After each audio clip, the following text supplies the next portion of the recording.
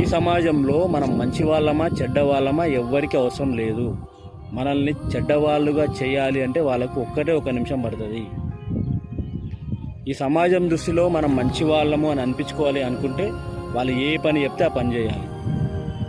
వాళ్ళు ఏడి గొమ్మంటే అడుకోవాలి. వాళ్ళు చెప్పిన పనిలో మన కొంపలు మునుగుతాయన్నా చేయాలి, మన జీవితం సర్వనాశనం అవుతుందన్నా చేయాలి. అట్లా చేస్తే మనం మంచివాళ్ళం అవుతాం. లేదు, పొరపాటున వాళ్ళు చేసే పనిలో, వాళ్ళు చెప్పిన పనిలో మనకి ఇబ్బంది అవుతుంది, సమస్యలు ఎదుర్కోవాల్సి వస్తుంది అని చెప్పి మనం ఆలోచన చేసి వద్దు అని అనుకుంటే మన మీద చెడ్డవాడు అని చెప్పి ఒక ముద్ర వేస్తాం. ఇస్తే ఏకోకు.